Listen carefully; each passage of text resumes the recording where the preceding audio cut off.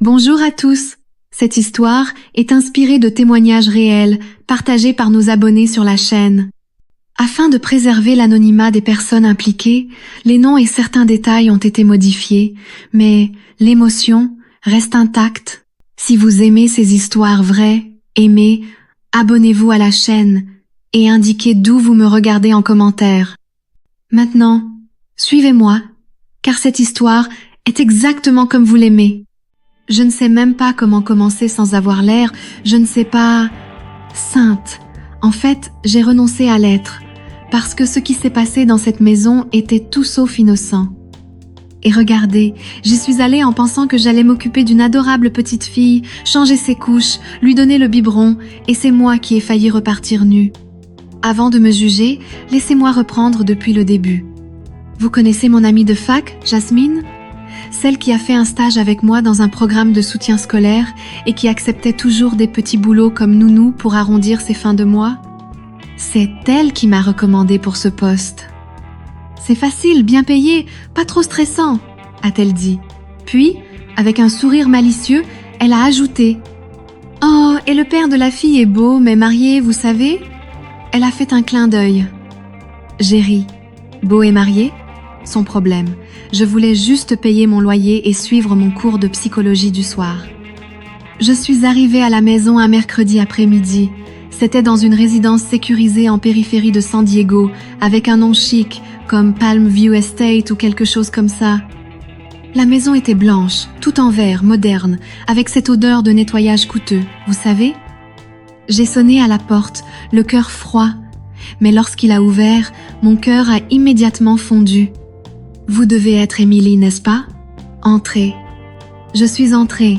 La maison était si silencieuse que j'entendais les pensées impures surgir dans ma tête. Il m'a tout expliqué. Sa fille, Mia, allait à la maternelle le matin et avait besoin de quelqu'un l'après-midi jusqu'au retour de sa mère du travail. Mais un détail est arrivé qui a bouleversé mon univers. La mère de la fille ? Elle était en voyage d'affaires à Singapour pour 3 semaines. Autrement dit, il n'y avait que lui et la fille à la maison. Bien sûr, j'ai joué le jeu du professionnel. Je me suis assise sur le canapé, faisant comme si je n'avais même pas remarqué le tatouage qui dépassait du col de sa chemise. J'ai fait comme si mes sous-vêtements n'étaient pas restés coincés dans le feu de l'action, si vous voyez ce que je veux dire. Mia est apparue avec douceur, m'a donné un dessin et m'a invitée à jouer. Je me suis assise sur le tapis et j'ai commencé à construire des blocs avec elle, tandis que lui, sur le canapé, me regardait avec un verre de vin rouge à la main. Oui, 3 heures de l'après-midi. Mais qui suis-je pour juger ? Son regard n'était pas celui d'un patron, c'était celui d'un homme. Un homme qui avait déjà imaginé tout ce qui pouvait arriver dans cette maison aux fenêtres transparentes. Le 2e jour, il est arrivé en retard. Il a dit avoir reçu un appel de dernière minute. Il a enlevé son blazer et ne portait plus que cette chemise blanche à moitié déboutonnée, les manches retroussées.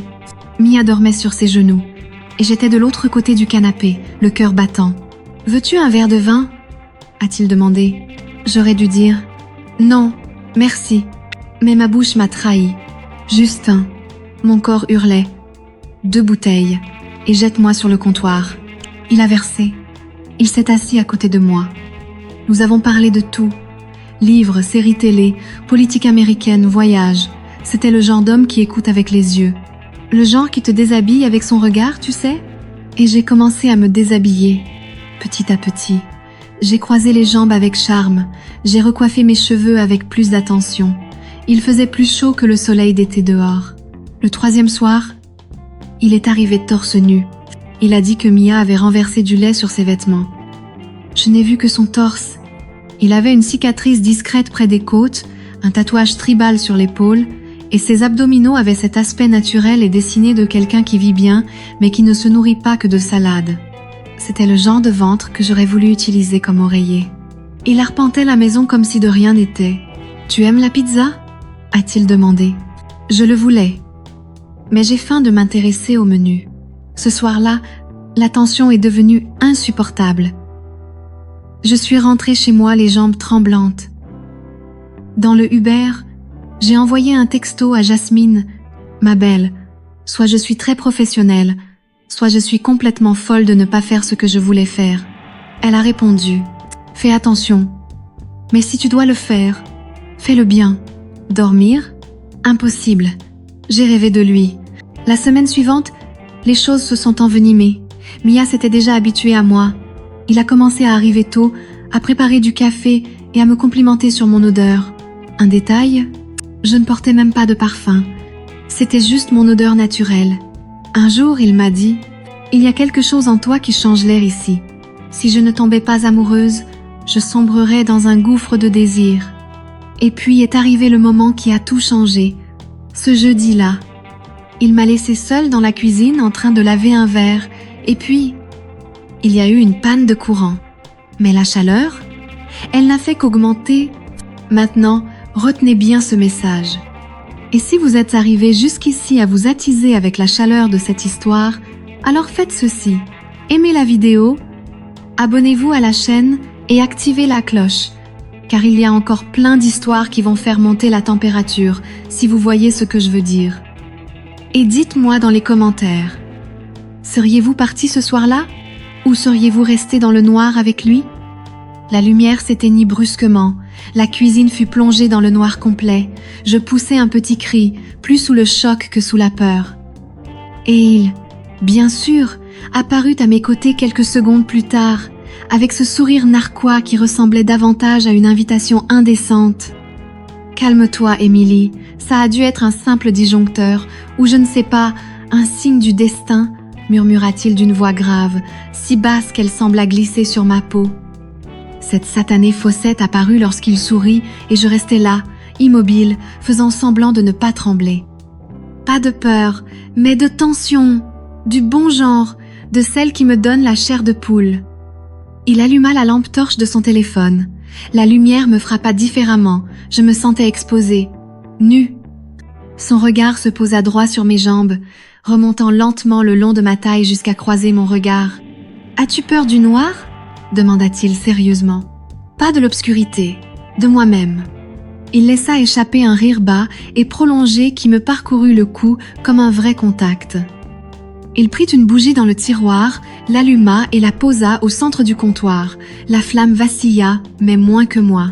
« Si tu veux, tu peux attendre ici jusqu'à mon retour, » dit-il en s'appuyant contre l'évier, me regardant avec ce regard qui disait « Je sais exactement ce que tu veux. » Et je savais qu'il ne partirait pas, et il n'en avait pas envie. Je m'assis sur la chaise haute de la cuisine, face à lui. Je croisai les jambes avec enthousiasme. La fente de ma robe se souleva juste assez pour que la bougie le remarque. Je me léchai les lèvres lentement, sans culpabilité. Il prit 2 autres verres. Puisque tout est noir, on trinque au hasard ? Au hasard, dis-je, mais mon esprit avait envie de trinquer à la perdition. Je ne me souviens plus du nom du vin, je me souviens de son regard, comme si chaque gorgée était une invitation, un défi. Il s'est appuyé contre le comptoir, face à moi, et m'a demandé « Tu me taquines toujours comme ça, ou c'est juste moi ?» Je n'ai même pas eu besoin de répondre, mon corps tout entier a réagi. « Seulement avec quelqu'un qui en vaut la peine », disait ma bouche, mais ma peau le criait depuis des jours. Il se mordit la lèvre, et ce fut un déclic dont j'ignorais l'existence. Je me levai lentement, je m'approchai de lui, le verre à la main, je m'appuyai contre sa poitrine. Je le forçai à boire dans ma main. C'était du charme, mais ça se transforma en autre chose. Il me tenait le poignet, fermement, chaleureux. « Tu es sûr ? Si tu me le demandes encore, je changerai d'avis. » Ce qui suivit fut rapide, et en même temps, comme au ralenti. Il me tira par la taille, pressa son corps contre le mien, et sa bouche rencontra la mienne avec une faim qui m'enflamma. Un baiser lourd, plein d'intention. Le baiser d'un homme qui sait ce qu'il veut. Une main sur ma nuque, l'autre sur ma taille. Mon corps s'embrasait à chaque seconde qui passait. Ses mains explorèrent mon corps comme si elles connaissaient déjà le chemin. Elles remontèrent mon dos, descendirent le long de ma hanche, et je gémis doucement à son oreille. Il me plaqua contre le mur de la cuisine avec un calme cruel. Il me captura de son regard, de son corps, de sa chaleur. La flamme de la bougie vacillait au rythme de nos respirations. J'enlevai précipitamment sa chemise. Toucher sa peau, c'était comme toucher un péché chaud. Ses doigts glissèrent sur chaque ligne de son ventre, comme s'il me faisait des promesses silencieuses. Il me regarda comme si j'étais le repas le plus désiré de sa vie. Et lorsque ses mains glissèrent le long de l'arrière de ma cuisse, je laissai échapper un soupir qui me livra complètement. Il me souleva comme si je ne pesais rien. Et là, sur cet immense canapé du salon, avec la lueur des bougies d'encens dans l'obscurité, il me déposa lentement, mais avec une lueur sauvage dans les yeux. « Tu es dangereuse, » murmura-t-il. « Et tu es mon pire choix. Le meilleur, le pire choix que j'ai jamais fait. Le reste ? Le reste n'était que le début, parce qu'après cette nuit-là, j'ai cessé d'être juste la baby-sitter. Je suis devenue la femme dont il voulait prendre soin, de la manière la plus indécente qui soit. Et si vous transpirez déjà plus qu'une bougie dans un blackout ? Alors, vous savez, aimez cette vidéo, abonnez-vous à la chaîne et activez la cloche, car ce qui arrive dans la partie 3 vous fera oublier qu'il y a un ventilateur. Commentez ci-dessous. Pensez-vous qu'après cette nuit-là, elle devrait reculer ou céder encore plus ? Je me suis réveillée avec l'odeur du café frais et une chaleur dans la poitrine qui n'était pas seulement physique. La nuit précédente était gravée en moi comme un tatouage brûlant, chaque contact, chaque murmure, chaque regard. Et il n'est pas resté longtemps. Mon téléphone a vibré, un court message direct de sa part. « Il y a du café ? Il y a du pain grillé sur le grill, et il regrette hier. » J'ai ri. Ce genre de rire, le visage enfoui dans l'oreiller, la chemise de nuit fripée, la peau encore éclatante.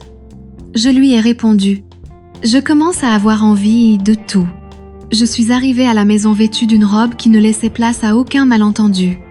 Courte, légère et moulante. Le genre de tenue qui crie discrétion avec un murmure de « dévore-moi ». Il a ouvert la porte, m'a regardé de haut en bas, a esquissé un léger sourire et a dit « Entrez ». Je suis entrée comme dans une chambre d'hôtel. Je savais déjà exactement ce que j'étais venue chercher. Le café était chaud, mais c'était nous deux qui brûlions. Il s'est approché de moi. Il a posé ses mains sur ma taille et m'a murmuré à l'oreille. J'ai changé les draps 2 fois ce matin. J'ai rêvé de toi dans toutes les positions possibles. J'ai frissonné jusqu'au plus profond de moi. Je me suis retournée et je l'ai regardé avec ce regard qui n'attend qu'une réponse. Alors fais-le. Et il l'a fait. Sur le comptoir de la cuisine, sur le canapé du salon, sur le balcon donnant sur le jardin. Le soleil tapait sur ma peau tandis que sa bouche m'embrassait avec soif. Chaque seconde était sueur, désir, et un désir silencieux que cela ne finisse jamais. Mais alors commença la partie à laquelle je ne m'attendais pas. Le risque. Il a commencé à envoyer des textos à des heures indues. Tôt le matin. Photo du lit défait. Légende. Tu me manques. Je ne faisais même plus semblant d'être professionnelle. Je portais un short et un t-shirt sans soutien-gorge. J'étais assise, les jambes écartées, les épaules découvertes, le cou, le regard lourd. Jusqu'à l'annonce. Elle arrive dimanche. Je me suis figée. J'ai dégluti difficilement. Ma poitrine s'est serrée. Ce n'était pas que du désir. C'était de l'affection. C'était de l'attachement. Jeudi, il m'a invitée à dîner. Immédiatement. Juste tous les deux. Il m'a demandé de choisir le vin. J'ai choisi le plus cher. J'ai mis la robe rouge. La table était mise. Pâte aux crevettes. Lumière des bougies. Musique française en fond sonore. Si tu voulais me séduire, tu l'as déjà fait avec ce tablier, ai-je plaisanté. Il a immédiatement enlevé son tablier. Il ne lui restait que son Jean et ce regard. Allez, il est à toi. Est-ce que je vais te manquer? Ai-je demandé. 2 secondes de silence. Je le sens déjà. Tu as tout gâché ici. Et il a pointé son torse. Cette fois, ce n'était pas mon corps. C'était mon âme. Il m'a tiré par la main. Il m'a allongé sur le tapis du salon, parmi les coussins et les promesses silencieuses. C'était le contact le plus lent et le plus profond. Un baiser sur mon épaule, sur mes doigts, des mots doux à mon oreille, comme s'il voulait me décorer, me garder, et je me suis laissée aller à être entière. Au moment de partir, il m'a tenue par la taille. Ça me dit, hier soir, je te veux entière, Samedi, tu en auras plus que ça. Et je suis partie, en robe noire, talons bas et le cœur battant la chamade. La maison était sombre, éclairée seulement par des bougies, sa chemise noire repliée sur ses bras, les yeux baissés, la respiration tendue. Tu es si belle, et j'essaie d'oublier. Y parviendras-tu? Il ne répondit pas. Il se contenta de me verser du vin. La tension était si intense que même la fourchette semblait trop bruyante. Je ne veux pas que ce soit juste une nuit comme les autres. Alors ne la laisse pas faire. Mais je ne peux rien promettre non plus. Je m'assis sur ses genoux, main sur sa cuisse, baiser dans son cou. Tu as le goût du danger, et tu as toujours vécu à la limite. Nous trébuchâmes de désir, et cette fois, il m'emmena dans sa chambre. La première fois, des draps noirs, une lampe allumée, une photo de mariage face au mur. Il m'a vu la voir. Il m'a regardé fixement. « Tu veux vraiment ça? Je le veux. Avec tout. Même la culpabilité. » C'était intense, physique, émotionnel.